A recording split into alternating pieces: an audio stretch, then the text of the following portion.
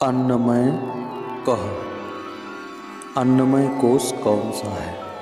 अन्न के रसों से उत्पन्न होकर उसी अन्न को बढ़ाता है, उसी अन्न रूप पृथ्वी में समाप्त हो जाता है। वह अन्नमय कोश स्थूल शरीर है।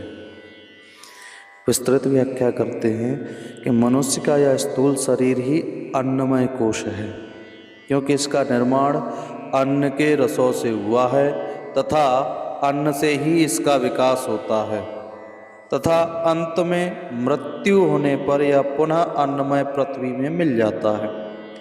इसकी आगे गति नहीं होती। अन्य कोशों की गति स्थूल की मृत्यु के बाद भी बनी रहती है। यह स्थूल शरीर अन्य चारों कोशों को धारण करने वाला है। इसके न रहने पर अन्य चारों कोश सूक्ष्म शरीर में स्थित हो जाते हैं। अब विचार करेंगे जो 5 कोश कौन कौन से हैं, तो उनमें बताया अन्नमय कोश की व्याख्या होगी। अब प्राणमय कोश के विषय में बता रहे हैं कि प्राणमय कोश क्या है। तो कहा 5 वायु, प्राण, अपान, व्यान, उदान और समान, और 5 कर्मेंद्रिय वाक, पाड़ी, पाद, पायु और उपस्थ को मिलाकर प्राणमय कोश होता है। शरीर में सक्रियता का कारण यह प्राण शक्ति है, जो चेतन आत्मा की शक्ति है।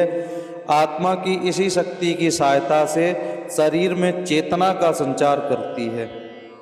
यह प्राण शक्ति शरीर में 5 स्थानों पर रहकर 5 प्रकार से कार्य करती है, जिससे इस एक ही शक्ति को 5 नामों से पुकारा जा सकता है, जिन्हें प्राण, अपान, व्यान, उदान, समान कहा जाता है।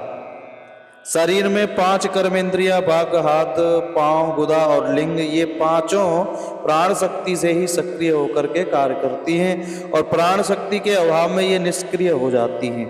मनुष्य की आत्म चेतना उसकी ज्ञान शक्ति है, वह प्राण शक्ति उसकी क्रिया शक्ति है और शरीर की समस्त क्रियाओं का आधार यह प्राण शक्ति ही है। आत्मा की ज्ञान शक्ति स्वयं कोई क्रिया न करके प्राण शक्ति के माध्यम से ही क्रिया करती है।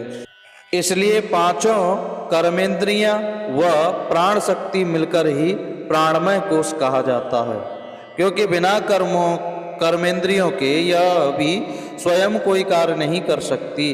कर्मेंद्रियां इसका वाहन है और ज्ञानेंद्रियों का कार्य केवल ज्ञान प्राप्त करना है, जो आत्मशक्ति से होता है, जो ज्ञानमय है, किंतु क्रिया का आधार उसकी प्राण शक्ति है, जिससे कर्मेंद्रियां सक्रिय होकर के कार्य करती हैं। अकेले ज्ञान से कर्म संभव नहीं होते हैं, किंतु बिना ज्ञान के कर्म को दिशा निर्देशन नहीं मिलता है। इसलिए दोनों मिलकर ही कर्मों का कारण बनते हैं।